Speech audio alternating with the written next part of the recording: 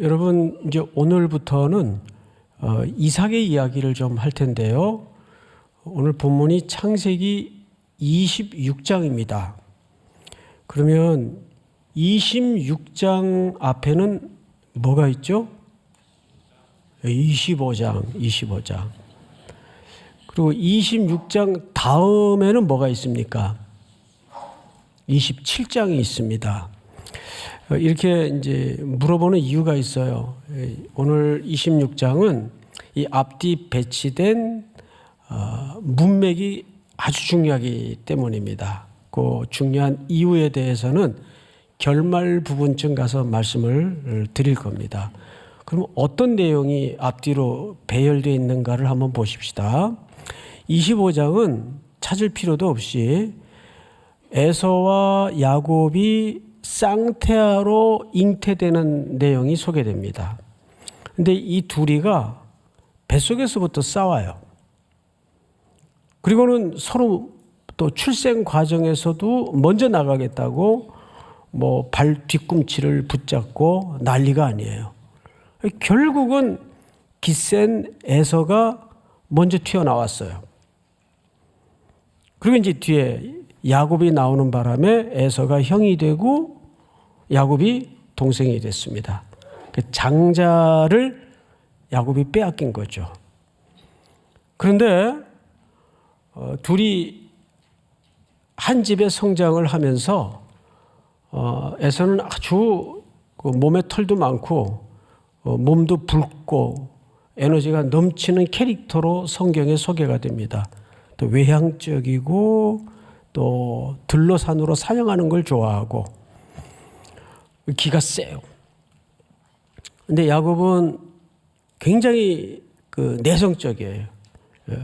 INFJ 형이었던 것 같아요. 조용한 거, 혼자 있는 거 좋아하고. 근데 아주 인간이 치사찬란해요. 형이 사냥 마치고 허기가 져서 어느 날 막 먹을 걸 찾아서 집에 들어왔더니 마침 그때 붉은 죽을 쓰고 있다가 그 틈바구니를 이용해서 주간 그릇에 장자권을 빼앗아 버립니다. 야, 그 순간에 어떻게 그런 머리가 돌아가는지 성경 읽으면서도 탐복을 해요. 그러니까 자기가 목적하고 쟁취하는 문제에 대해서는 수단 방법을 가리지 않는 캐릭터가 야곱입니다. 그리고 에서는 좀 단순해요. 직선적이고 혈기도 있고. 그리고 이제 27장에서는 아버지 이삭이 나이가 들었어요. 눈도 잘 안 보이고 그 틈바구니를 이용해서 아버지 돌아가시기 전에 그 축복권을, 그러니까 장자권을 빼앗았는데 축복마저 빼앗으려고 가죽옷을 입고 형처럼 속이고 들어가서 결국은 수단 방법을 가리지 않고 뺐습니다. 이 내용이 25장과 27장 사이에 배열되어 있어요. 그리고 그 가운데 토막이 오늘 우리가 보고자 하는 본문입니다.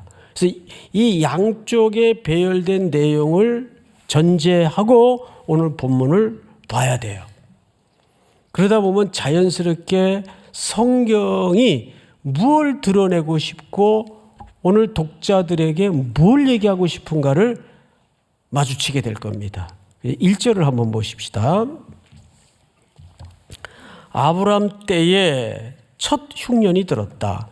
여러분, 지금 이야기는 이삭 이야기를 하려고 하는데 앞에 서론이 뭐죠? 아버지적 아브람의 이야기가 소환이 돼요. 그래서 이 이삭과 아브람의 이야기가 어떤 연결고리를 갖고 있다는 것이 대번 눈치챌 수가 있습니다. 아브람 쪽에 그 이야기가 나오는 걸로 봐서 26장의 이삭의 이야기에 어떤 연결고리를 갖고 있구나. 자, 어떤 연결고리일까요? 아브라함 때에 첫 흉년이 들었다. 흉년이라는 키워드가 등장을 합니다. 그 땅에 또 흉년이 들 때, 그러니까 아버지 때 들었던 흉년이 지금 아들 때에 또 흉년이 듭니다. 그때 어떤 일이 벌어지는가 보실까요?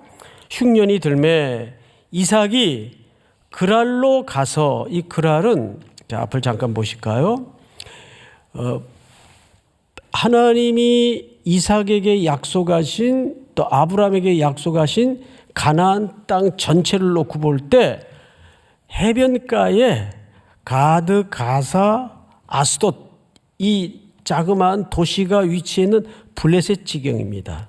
거기에 그랄이 있어요, 내륙 쪽으로. 근데 이 땅은 아직 점령되지 않았을 뿐이지 넓은 범주에서는 사실상 하나님이 이 이스라엘에게 약속하신 땅이에요. 근데 아직은 점령되지 않았기 때문에 블레셋으로 구분이 되어 있습니다. 그렇다면 그랄도 결국은 장차 점령될 하나님이 약속한 땅이에요. 자, 그런데 오늘 2절을 잘 보시면 이렇게 되어 있죠. 여호와께서 이삭에게 나타나 이르시되 애굽으로 내려가지 말고 내가 네게 지시하는 땅에 거주하라. 본문을 보니까 이삭의 행선지는, 최종 목적지는 어디였다는 것이 드러납니까? 애굽이었어요. 그랄이 아니었어요. 자, 1절을 다시 보시면 또 흉년이 들매 이삭이 그랄로 가서, 이걸로 봐서 그랄이 목적지였는 줄 알았는데 그랄이 목적지가 아니에요. 결국은 아버지가 흉년이 들자 흘러들어갔던 그 애굽 문명국가, 최고의 매력적인 도시입니다. 거기로 가려는 게 목적지였어요. 근데 이때 하나님이 스탑, 중지시킵니다. 그냥 내가 네게 가리키는 땅에 머물러라. 거기가 어디냐면 그랄 땅입니다. 자, 여기서 우리가 한 가지 아브라함 경우와 차이점을 하나 발견해요. 그 차이점이 뭐냐면 아브라함 때는 하란에 머물러 있을 때, 우르를 떠나서 하란에 머물러 있을 때 이렇게 얘기를 해요. 본토 친척 아비 집을 떠나, 내가 네게 지시할 땅으로 가라 그랬어요. 여기서는 떠나라 그랬어요, 아브라함 경우에는. 그런데 아들 이삭 때에 와서는 떠나지 말고 머물러라 그랬어요. 머물러라. 자, 여러분, 우리가 이제 성경을 읽다 보면 이렇게 이율배반적인 장면이, 문장이 나와요. 그 헷갈리죠. 아니, 하나님은 참 이렇게 왜 이렇게 왔다 갔다 하시냐. 언제는 떠나라 그러셨다가 또 언제는 머물러라 그랬다가, 그 뭐 어느 장단에 춤을 춰야 되느냐. 독자 입장에서 헷갈릴 때가 있어요. 그런데 놀랍게도 하나님이 인생을 경영하시고 움직이는 방식은 그때 달라요. 진짜입니다.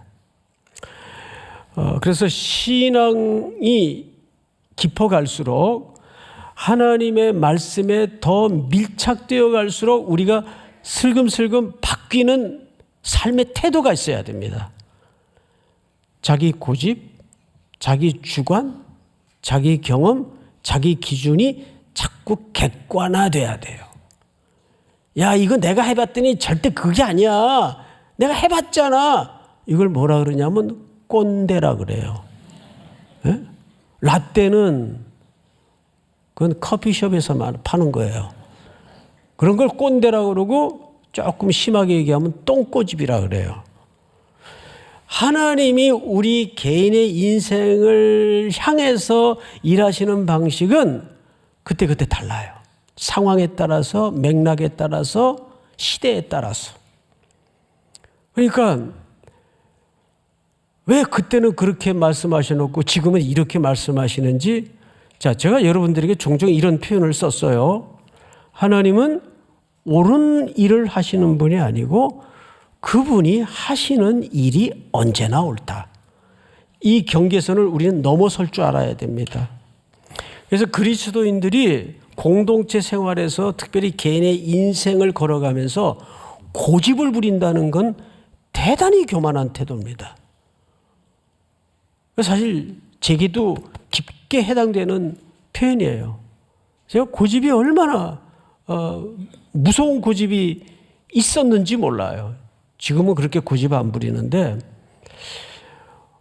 이 고집이 참 악한 죄입니다. 자, 어쨌든 오늘은 그런 주제가 본론이 아니니까 그냥 이 정도로 지나가고 이제 이삭의 인생에 어떻게 접근하시는가를 한번 보십시다. 3절.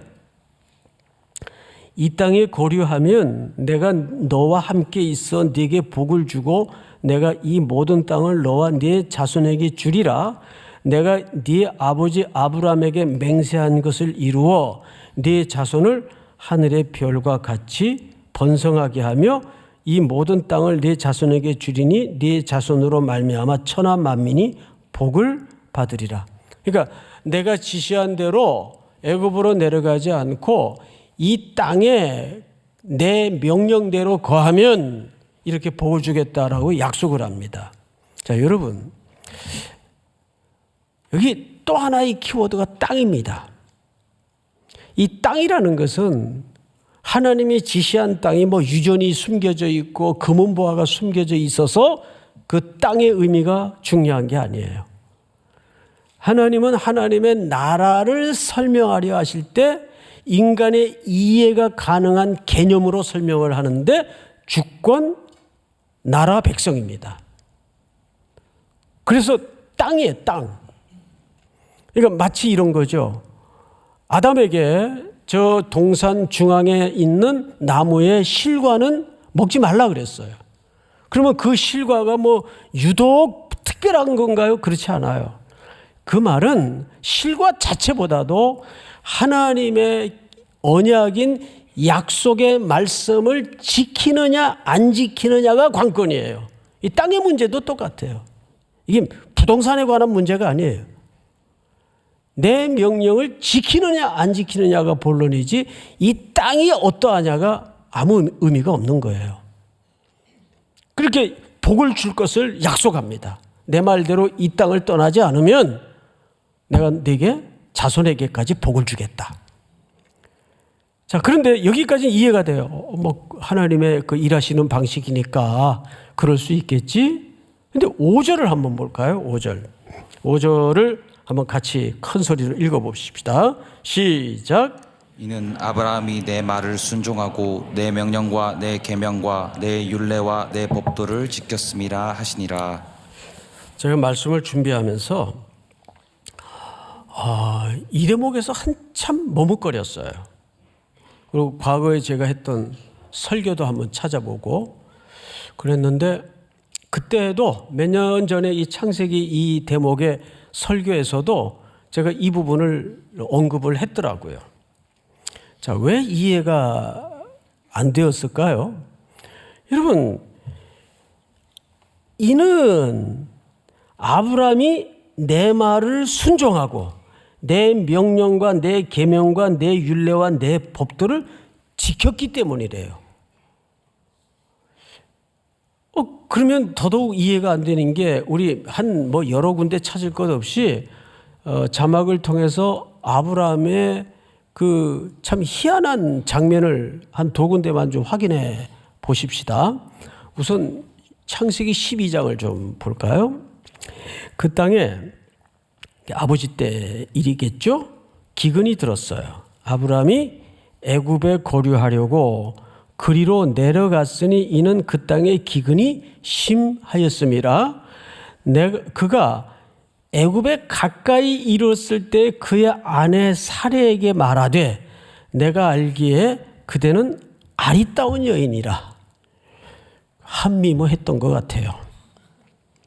애굽 사람이 그대를 볼 때 이르기를 이는 그의 아내라 하여 나는 죽이고 그대는 살리리니 원하건대 그대는 나의 누이라 하라. 그러면 내가 그대로 말미암아 안전하고 내 목숨이 그대로 말미암아 보존되리라. 이런 이런 등신 같은 쪼다가 어디 있어요? 아니 보세요. 자기의 생명의 보존, 안전을 위해서 아내의 안위를 헌신짝처럼 내버리는 이런 사람이 아브라함이 아니라 인간이에요. 이 대목은 인간이 얼마나 철저히 자기 존재에 대해서 자기 중심적이고 자기 본의적이고 이기적인 존재인지를 이 상황보다 더 명징하게 그려낸 대목은 흔치 않아요. 자기 생명 보존을 위해서 아내의 안위를 내다버리는, 이게 아브라함의 얘기가 아니고 우리 속에 쫙 깊게 감추어 놓은 본성입니다. 이게 아담적 본질이에요. 아담도 뭐라 그랬어요? 네가 왜 이렇게 했느냐? 하나님께서 내게 주신 저 여자가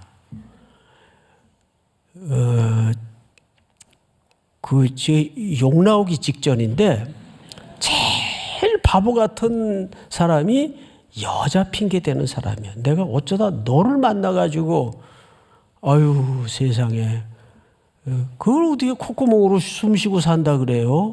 예? 근데 그 다음 절을 한번 볼까요? 아브라함이 애굽에 이르렀을 때 애굽 사람들이 그 여인이 심히 아름다움을 보았고 바로의 고관들도 그를 보고 바로 앞에서 칭찬함으로 그 여인을 바로의 궁으로 이끌어 들인지라. 여러분 지금 이 여인은 장차 하나님의 언약이 이루어질 수단이란 말이에요. 거룩한 도구란 말이에요. 하나님의 도구인데 큰일 날 뻔 직전에 위기에 던져진 겁니다. 이때 이걸 누가 초자연적인 방식으로 틀어막죠? 하나님이 바로에게 바로 꿈으로 현몽을 해서 그 여인 손대지 마라. 그 여인 손대지 마라. 깜짝 놀라죠. 오히려 바로가 아브라함보다 훨씬 인간적으로는 도덕적이에요. 그런데 여러분들은 아브라함이 이거 한 번만 저지른 실수인 줄 아는데 세월이 흘렀겠죠? 20장으로 넘어가 보세요. 자, 제가 읽습니다. 아브라함이 거기서 네게부 땅으로 옮겨가 가데스와 술 사이, 바로 오늘 이삭이 등장하는 현장이 되는 그랄에 거류하며 그의 아내 사라를 자기 누이라 하였으므로 그랄 왕 아비멜렉이, 여기 아비멜렉은 사람 이름이 아닌 거 아시죠? 직함이에요. 아비멜렉이 사람을 보내어 사라를 데려갔더니 여기서도 하나님의 구원 계획의 위기를 만나요. 이때도 하나님이 꿈이라는 초자연적인 방식을 통해서 현몽하여 아비멜렉을 막습니다. 손대지 마라.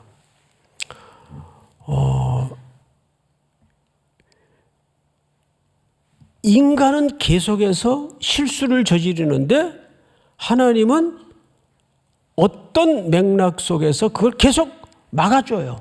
보호해줘요.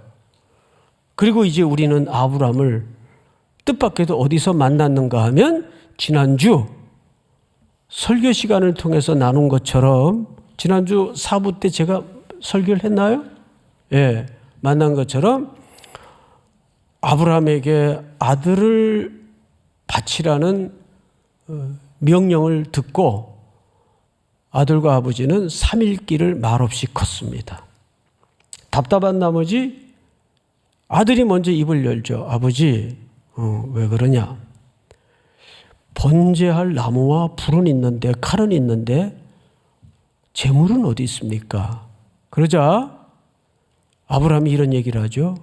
하나님께서 자기를 위하여 친히 준비하셨다. 더 이상 아들은 묻지 않아요. 그리고 놀랍게도 산 위에, 종들은 산 아래 두고 복수의 종들이 이고지고 들고 온 모든 짐을 아들 혼자서 이고 가파른 산길을 올라서 나무를 벌려놓은 그 위에 아들이 누워져 있습니다. 여러분, 여기에서 아들의 동의 없이, 순종 없이 이 제사는 불가능했습니다. 이게 진짜 오늘 제목처럼 부전자전이에요. 하늘 아버지의 사랑이 아들 예수에게까지 흘러가서 그 사랑을 이루기 위해서 아드님은 순종하여 기꺼이 십자가에 자기 목숨을 죄값으로 지불하신 것처럼 인간의 부전자전은 넘어진 죄에 또 넘어지는 거예요. 아담의 DNA를 그대로 물려받아서 인간의 부전자전은 아버지가 실수한 실수를 아들이 또 실수를 해요. 오늘 본문이 그 얘기 아닙니까? 아버지가 넘어진 자리에 아버지의 거짓말에 아들의 넘어진 자리가 있고 아들의 거짓말이 그대로 녹아져 있어요.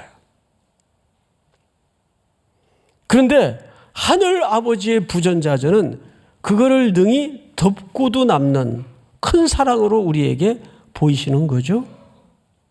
자, 다시 눈을 돌려서 오늘 본문을 가보시면 이렇게 되어 있어요. 5절. 이는 아브라함이 내 말을 순종하고 내 명령과 내 계명과 내 율례와 내 법도를 지켰음이라 하시니라. 자, 앞을 보실까요? 그럼 이 말이 무슨 뜻일까요? 이 말은 그 12장, 20장에 보여졌던 아브라함의 그 꾸질꾸질한 인생의 냄새나는 모습이 창세기 22장에서는 어떻게 완성되어 있던가요? 아들을 말 없이 제단의 제물로 내어놓을 정도까지 순종하는 종으로 바뀌어져 있어요. 이걸 뭐라 그러냐 하면 하나님의 열심, 하나님의 시간이라고 얘기를 하는 겁니다. 그러니까 하나님은 긴 끈질긴 시간을 통해서 우리를 만들어 가세요. 아브라함을 통해 아브라함이 왜 우리들에게 오늘날 믿음의 조상이라고 하느냐? 믿음이 좋아서 믿음의 조상이 아니에요. 아브라함을 모리아 산에 그 놀라운 모습으로 만들어지기까지 누가 기다린 시간이었습니까? 하나님이 기다려주신 시간이었고 하나님이 만드신 열심이었어요. 순종이었어요. 그러니까 아브라함의 스토리는 하나님의 서사였다 그 말이에요. 그러니까 믿음이 뭐냐? 믿음이라는 것은 하나님의 끊임없는 긴 설득이다를 가장 잘 설명할 수 있는 사람이 누구이기 때문입니까? 아브라함이기 때문입니다. 그래서 여러분 이 아브라함의 이야기를 5절에 꺼내면서 그 다음 절에 바로 무슨 내용이 나오는가 한번 보세요. 6절 제가 읽습니다. 이삭이 그랄에 거주하였더니 그곳 사람들이 그의 아내에 대하여 물음에 그가 말하기를 그는 내 누이라 하였으니 리브가는 보기에 아립다움으로 그곳 백성이 리브가로 말미암아 자기를 죽일까 하여 그는 내 아내라 하기를 두려워함이 없더라. 이게 누구의 실수를 보는 거죠? 아브라함의 실수를 보는 거 아닙니까? 아버지 넘어진 자리에 아들이 그대로 또 넘어져 있어요. 제가 가끔 여러분들이 그런 말씀, 그런 표현을 썼어요. 인간은 역사를 통해서 배우는 게 하나가 있다. 절대 배우지 않는다는 걸 배운다. 예? 자기가 개어서 토한 걸 또 주워 먹고 있어요. 그게 인간의 반복되는 역사예요. 성경의 역사를 한번 보시라고요. 그게 인간의 부전자전이에요. 그런데 하늘아버지는 아버지의 그 사랑의 속성을 아들이 닮아서 이 땅에 기꺼이 순종하여 내려오셔 홀로 십자가에 죄짐을 지불하신 사건이 십자가 아닙니까?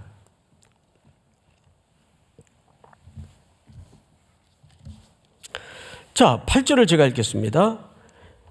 이삭이 거기 오래 거주하였더니 그랄에 오래 있었던 모양이에요. 이삭이 그 아내 리브가를 껴안는 것을 블레셋 왕 아비멜렉이 창으로 내다본지라. 난 이것도 되게 웃겨요.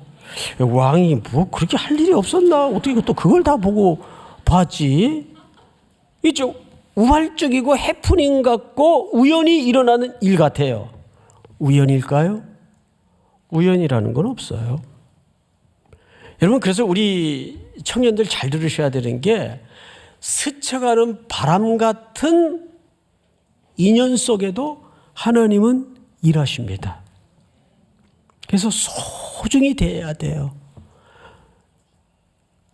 그러니까 계절이 바뀌고 거리에 낙엽이 뒹구는 모습을 통해서도 우리는 하나님의 이 창조 세계 속에 우리에게 주시는 메시지가 있단 말이에요. 오늘 우리 찬양대원들 가사를 가만히 한번 보세요. 참 가사가 너무 좋아요. 물론 노래도 잘했지만 그 시선을 들어서 그 하나님의 세계를 보게 되는 거죠. 절대 우연이라는 건 없어요. 어떤 사람은 교회 다니는 사람에게 돈을 꿔줬는데 안 갚아. 그래서 돈 받으려고 와서 몇 주간 앉아 듣다가 펑펑 울고 회개하고 돈은 안 갚아도 된다고. 내가 예수로 구원을 받는데 그까지 돈이 문제겠냐고. 그래서 그 집사님을 붙들고 감사하다고. 그런 걸 어떻게 사람이 머리로 계산해서 계획할 수 있겠어요? 우연히 아비멜렉이 바람 쐬려고 내다봤겠죠. 근데 이삭이 자기 누이 동생을 끌어안고 있는 거예요. 그래서 이게 거짓말이구나. 내가 큰일 날 뻔했구나. 그래서 이런 명령을 내립니다. 자, 9절. 이에 아비멜렉이 이삭을 불러 이르되 그가 분명히 네 아내 이건을 어찌 내 누이라 하였느냐. 이삭이 그에게 대답하되 내 생각에. 예? 이게 이삭의 그 고백입니다. 내 생각에 그로 말미암아 내가 죽게 될까 두려워하였음이로라. 아비멜렉이 이르되 네가 어찌 우리에게 이렇게 행하였느냐. 백성 중 하나가 네 아내와 동침할 뻔하였도다. 네가 죄를 우리에게 입혔으리라. 큰일 날 뻔했다. 보면은 누가 더 도덕적이에요? 네. 아비멜렉이 훨씬 괜찮은 인간 아니에요? 앞서 바로의 경우도 그랬고. 근데 하나님의 백성이라는 사람들이, 인간이 이렇게 구실구실해요. 그 변명도 갖지 않는 변명을 대고, 이렇게 될까봐 내가 그랬다. 차라리 내가 죽을 죄를 졌습니다. 할 말이 없습니다. 이러면 더 깔끔했을 텐데. 그래, 네가 한번 실수를 했구나. 그랬을 텐데, 변명이 많아요.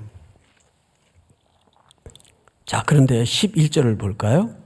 아비멜렉이 이에 모든 백성에게 명하여 이르되 이 사람이나 그의 아내를 범하는 자는 죽이리라 하였더라. 엄명을 내립니다. 왕의 이름으로. 그러고 나서 어떤 일이 벌어지는가를 잘 보세요. 이삭이 그의 땅에서 뭐하여? 농사하여. 이 농사하였다는 말은 히브리 말로 자라라는 뜻입니다. 자라. 그러니까 씨를 뿌리다 그 말이에요. 의미는. 이게 사실 의역이 된 겁니다. 원래 농사라는 말이 아니고 씨를 뿌렸다. 그래서 의역을 해서 농사하여. 자, 그리고 나서 어떻게 됐나요? 씨를 뿌려서 그 해에 100배나 얻었고, 얻었다라는 말이 마차라는 말이에요. 마차. 얻게 되었다. 자, 그러면 뿌려서 100배나 열매를 얻었어요. 무슨 뜻일까요? 이 개념을 사도 바울이 교회를 설명할 때 이렇게 설명을 했어요. 나는 심었고 아볼로는 물을 주었고 오직 자라게 하시는 이는 누구시라? 하나님이시라. 그러니까 생명의 본질적 주권은 누구에게 있다는 얘기예요? 하나님이. 그러니까 이 복은 누가 주셨다는 얘기입니까? 하나님이 주셨다는 얘기예요. 근데 여기 더 하나 깊이 들어가야 될 메시지가 있어요. 농사나 생명이 자라는 것만큼 지난한 시간이 필요한 작업이 있을까요? 예? 하나의 씨가 싹을 틔우고 줄기를 맺고 꽃이 피워지고 열매를 맺기까지 얼마나 많은 시간이 필요합니까? 그리고 인간이라는 것도 태어나서 10달 엄마가 배에 품고 있다가 이 땅에 응애 하고 태어나서 제구실 할 때까지 인간이라는 존재도 얼마나 긴 시간이 필요합니까? 근데 결국 그 열매와 결과를 누가 만들어 가시는 거예요? 하나님이 그걸 복이라 그러죠. 저 잘나서 된 게 아니에요. 저는 지나온 시간들, 발자국들을 헤집어 돌아보면 이런 표현이 좀 하나님 앞에는 불경스러운 표현이겠지만 얻어 걸린 게 많아요. 진짜예요. 제가 겸양을 떠는 게 절대 아니에요. 근데 그 얻어 걸린 게 하나님이 내게 어느 날 그냥 주신 복이었더라고요. 은혜였더라고요. 정말이에요. 저는 이 자리까지 올 수 있는 실력도 안 되고 인격과 품격이 안 돼요. 그냥 얻어 걸린 거예요.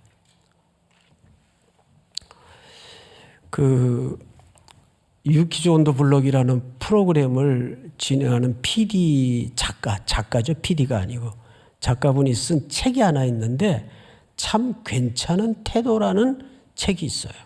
거기에 보면 이런 내용이 담아져 있습니다. 자기 일에 미쳐서 누가 알아주든 안 알아주든 알아보든 못 알아보든 자기 일에 미쳐서 거기에 인생을 올인하는 사람에 대해서 고생스러워서 어떡하냐, 참 애쓴다, 참 수고한다, 이런 말은 인사가 아니래요. 그분 표현이 뭐라고 해야 최고의 격려인지 칭찬인지 아십니까? 당신 참 멋지다, 멋있다. 그게 최고의 격려라는 거예요. 이번에 선교지 그제 대만에 가서 선교사님들에게 똑같은 얘기를 해줬어요. 참 멋지다. 그러니까 뭉클해가지고 너무 감격을 하더라고. 자기 그런 인사 처음 들어봤대요. 제가 박미진 선교사님한테도 선교사님 참 멋져요. 그 이상의 격려와 칭찬이 없다는 거죠. 그거를 이삭에게 갖다 붙일 수도 없고 아브라함에 갖다 붙일 수도 없고 저한테는 더더욱 언감생심이고 저는 이 표현을 하나님께 드리고 싶어요. 하나님 참 멋지십니다. 응? 그 멋진 하나님 손에 내가 붙들렸다는 게 은혜죠. 감사한 마음이고. 믿습니까? 그래서 저는 돌아보면 얻어 걸린 게 많아요. 근데 이 이삭도 아비멜렉 눈에 띄어서 망정이지 얻어 걸린 거죠. 하마터면 구속의 스토리가 엉킬 뻔했어요. 누가 만들어 가신 거죠? 그걸 은혜라고 말하고 그걸 복이라고 말합니다. 그런데 앞뒤 배치된 25장의 이야기와 27장의 이야기는 뭐예요? 어떻게 하든 자기 수단으로 자기 꾀로 인생을 끌고 오고 투쟁했던 야곱의 이야기거든요. 그런 사람들이 고단하겠어요? 고단하지 않겠어요? 고단하죠. 그러니까 26장의 이삭의 이야기는 하나님의 복이 무언가를 설명하고 싶은 겁니다. 하나님의 복. 여러분, 밝아온 2024년에는 여기 수많은 우리 젊은이들이 정말 제가 표현이 부족해서 이 말밖에는 쓸 수가 없는데 얻어 걸리는 복이 있기를 바랍니다. 응? 아유, 세상에 얻어 걸린 것만 해도 그게 얼마나 놀랍고 대단한 거예요. 예? 이렇게 좋은 자매 만났으면, 야, 너 얻어 걸렸구나. 어? 그렇게 말해도 기분 나빠하지 마세요. 예? 기분 나쁘기는. 자, 그런데 이제 마지막 3가지 질문이 있어요. 이 질문은 어쩌면 결론 겸 질문입니다. 첫째, 이삭에게 이렇게까지 복을 누릴 만한 자격이 있는가? 없어요. 간단하게 대답, 없어요. 그럼 2번째 질문이 뭐냐면, 그럼 왜 자격 없는 자들에게 주시는 복의 방식이 늘 자비와 은혜라는 방법일까? 자격 없는 자기 자녀들에게 주시는 하나님의 복의 방법이 왜 자비라는 방법이요, 은혜라는 방법일까? 왜 그럴 것 같아요, 여러분? 한번 꼼꼼하게 생각을 해봐요. 왜 그럴까? 왜 내 인생에는 이렇게 얻어 걸린 게 많을까? 왜 그럴 것 같아요? 너무 심오하게 생각하지 마세요. 간단한데 답이 있어요. 그거 외엔 방법이 없으니까. 그래요, 안 그래요? 예, 저를 봐도 그거 외엔 방법이 없어요. 내가 무슨 머리가 좋은 것도 아니고 장깨가 많은 것도 아니고 아무것도 없어요. 정말 돌아보면 하나님 앞에 그냥 평생 주님 전전긍긍하면서 주님 저 놓지 마세요. 손 놓지 마세요. 손 놓으면 죽어요. 이러고 매달려 간 거 외에는 아무것도 없어요. 자, 그런데 여기에 어메이징한 결론이 하나 있어요. 그 복을 왜 주셨을까요? 이삭에게도 복을 약속하셨고 아브라함에게도 복을 약속하셨어요. 우리가 여기서 시선이 확 바뀌어야 되는 게 뭐냐면, 그래서 그 복을 우리도 그런 심정으로 흘려보내야 된다는 거예요. 아브라함에게 복을 주실 때는 혼자 고여서 잘 먹고 잘 살라고 그렇게 주신 게 아니라 너로 하여금 모든 민족, 모든 이방인. 그러니까 마태복음에도 보면, 마태복음 한번 띄워주실까요? 그리고 1, 2, 3부 때는 소개 안 한 본문인데, 마태복음 이건 제가 말씀을 안 드렸군요. 자, 에베소서 2장을 좀 띄워주세요. 에베소서 2장. 자, 다 같이 한번 읽습니다. 시작. 이는 그리스도 예수 안에서 우리에게 자비하심으로 그 은혜의 지극히 풍성함을 오는 여러 세대에 나타내려 하심이라. 그리스도 안에서 우리에게 자비하심으로써 그 은혜의 지극히 풍성함을 오는 여러 세대에 뭐하게 하려 하심이라? 나타내게 하려 하심이라. 마태복음 5장 마지막 부분에 보면은 이런 내용이 있어요. 악인에게도 햇볕을 주시고 의인에게도 햇볕을 주시고, 그렇죠? 또 악인에게도 비를 주시고 의인에게도 비를 주시고. 이 사건 다음에 운물 사건이 나와요. 운물 파놓으면 또 옆에서 와서 뺏어가고 파놓으면 또 뺏어가고. 그런데 갈수록 이삭의 가족은 자꾸 운물을 발견하고 자꾸 운물을 파요. 그런데 뺏어간 사람도 또 그 운물을 가지고 갑자기 물이 독이 돼가지고 죽는 게 아니라 그 운물을 먹고 살아요. 그렇게 돼 있는 거예요.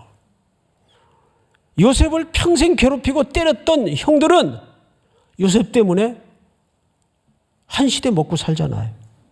그렇게 돼 있어요. 그러니까 누구한테 빼앗기는 것도 억울해할 거 없고, 내가 왜 저 인간을 먹여 살려야 되냐?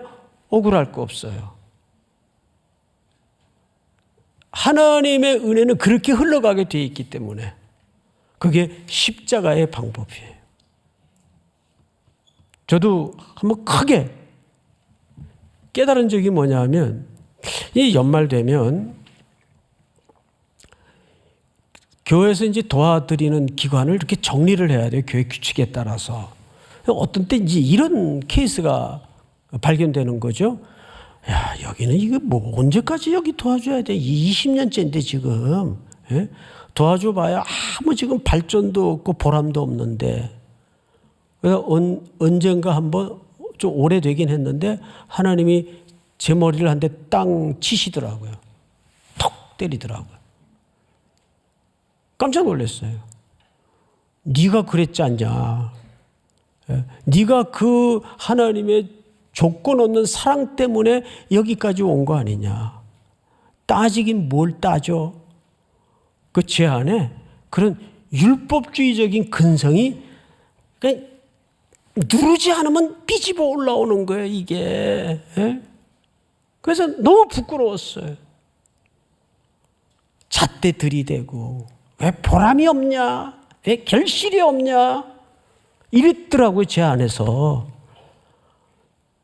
하나님이 보실 땐 저라는 존재도 보람도 없고 결실도 없는 존재였는데 그냥 세상적으로 표현하자면 얻어 걸린 것밖에 없는 것 같은데 그냥 은혜로 여기까지 온 건데, 은혜로. 할렐루야. 그러니까 우리가 누가 내 거 좀 뺏어가요. 에이, 잘 먹고 잘 살아라. 뭐 그 위에서 기도까지는 정말 그건 힘들 것 같아요. 다 일어나십시다. 오직 예수뿐이네.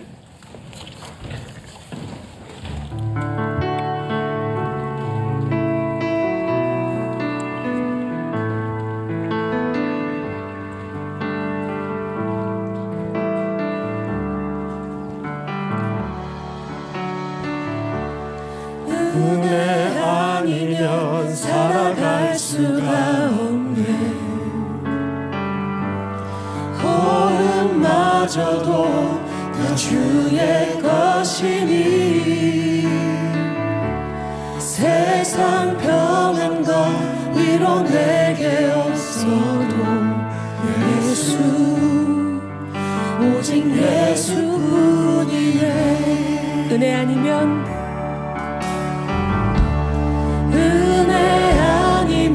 살아갈 수가 없네. 호흡마저도 다 주의 것이니 세상 평안과 위로 내게 없어도 예수, 오직 예수뿐이네. 우리 오른손을 높이 들고 크신 계획, 가볼 수도 없고 작은 고난에 지쳐도 주께 묻니 나의 모든 삶 버티고 견디게 하시네.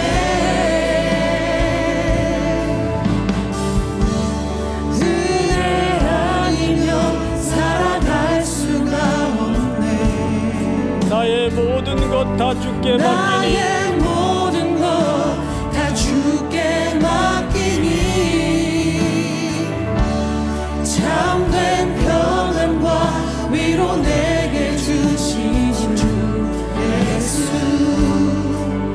오직 예수뿐. 크신 계획 다 볼 수 없고